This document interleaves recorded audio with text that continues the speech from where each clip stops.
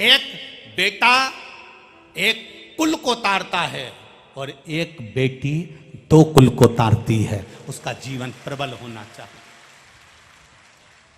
बेटी का जन्म, कोई हिमालय राज के यहां पूछे कि हिमालय राज बेटी के जन्म पर कितने प्रसन्न हुए थे, हिमालय राज बेटी के जन्म पर कितने खुश हुए थे, दक्ष प्रजापति बेटी के जन्म पर कितने खुश हुए थे। जिसके घर में बेटा जन्म लेता है वो एक कुल को तारता है, पर बेटी दो कुल को तार देती है। बेटा एक बार अपने माँ बाप को दुखी देख सकता है, पर बेटी कभी अपने माँ बाप को दुखी नहीं देख सकती। वो बेटी होती है सर्वस्व जो निछावर कर दे। हमने तो इस व्यासपीठ से कई बार कहा है, आज फिर कहते हैं कि जिसके घर में बेटी है वो भाग्यशाली नहीं सौभाग्यशाली है। उसके भाग्य को 100 बार गुणा करा जाए वो सौभाग्यशाली है। होना चाहिए। आज के जमाने में मालूम पड़ जाए कि बेटी है तो लोग बच्चा गिरवा देते हैं, भ्रूण हत्या करवा देते हैं। बेटी का जन्म नहीं होना, बेटी को पाल पोसना बड़ा मुश्किल। ना ना ना, बेटी है तो तुम्हारा जीवन है। हम तो यहां तक कहते हैं राजनीति में भी ध्यान रखना चाहिए। चुनाव लड़ने का टिकट उसी को देना चाहिए जिसके घर में बेटी हो। चुनाव लड़ने का टिकट भी उसके यहां देना चाहिए जिसके यहां बेटी हो। और निवेदन है, बेटी के मां बाप को निवेदन करूंगा कि आप भी अपनी बेटी की शादी उसी घर में करना जिस घर में बेटी हो।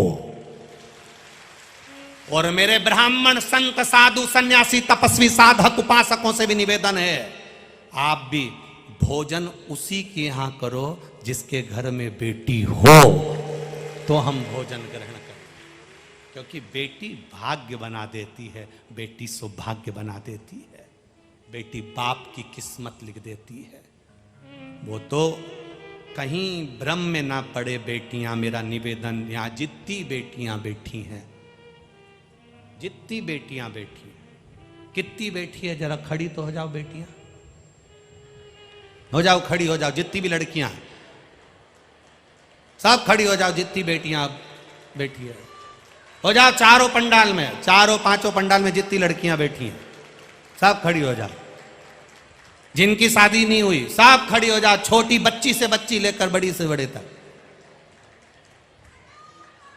आज शिव महापुराण से संकल्प लेकर जाना आप कि हम जहां हमारे माता पिता चाहेंगे वहां शादी करेंगे, किसी एरे गिरे नत्थू घेरे से नहीं करेंगे।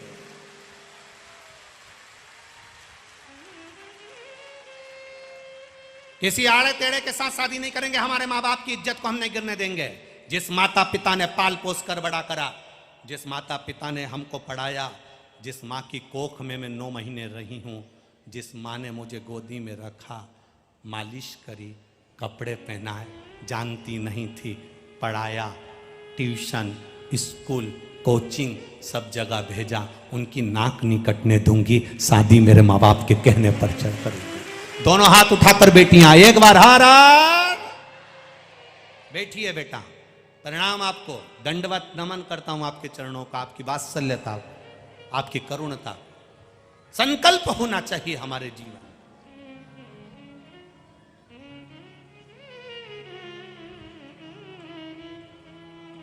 जहां बेटियां भटक जाती है तो दा केरल जैसी फिल्म बनाना पड़ जाती है। बेटियों को भटकने नहीं है, एक अपने जीवन को सार्थक करना है, हम अपने जीवन को धन्य बनाना। आप एक माता पिता का गौरव हो, आप एक माता पिता का जीवन हो। बहुत अरमान रखकर वो पढ़ने भेजता है आपको, आप उसके अरमान को डूबने मत देना, डूबने मत देना। बेटी बेटी है। बहुत विचित्र बात कहेंगे, आप लोगों को समझ में आएगी उम्मीद है। बेटा मां को प्रिय होता है और बेटी बाप को प्रिय होती है। पिता को प्रिय है बेटियां। लोग कहते हैं बेटी की विदाई में मां ज्यादा रोती है। शिव पुराण कहती है बेटी की विदाई में जितना पिता रोता है उतना कोई नहीं रोता है, कोई नहीं। साथ में बैठकर भोजन करती है। पापा, बाबू, बाबूजी, चाय ला दूं? दुकान से पापा आते हैं, पिताजी आते हैं और बेटी उनका चेहरा पढ़कर कह देती है पापा, मम्मी कहीं गई हैं, आई कहीं गई है, मैं तुम्हारे लिए चाय बना दूं पापा?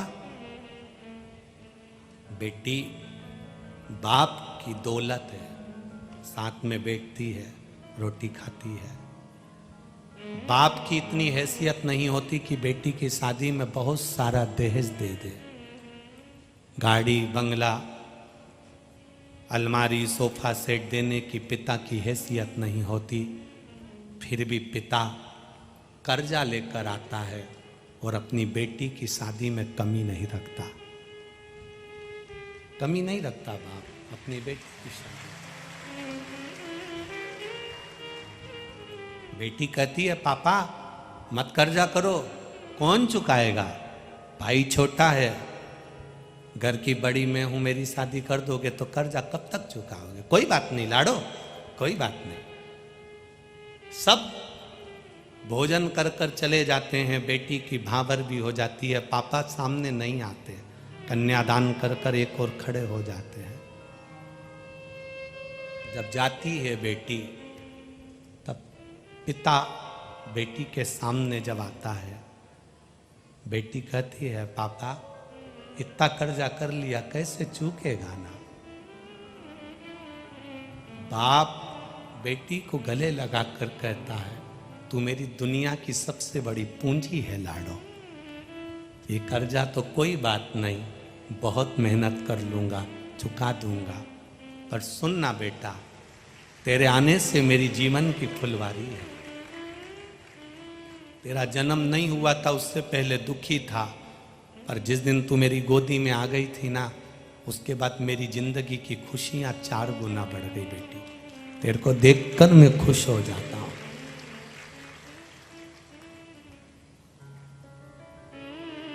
विदा हो गए, चले गई।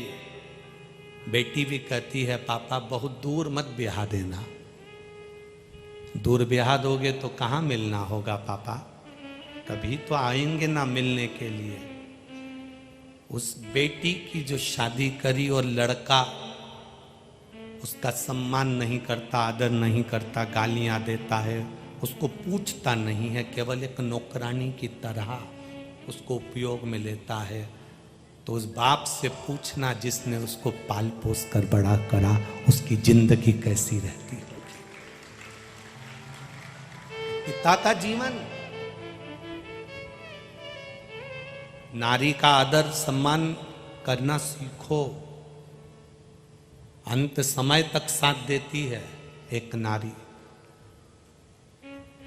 अंत समय तक।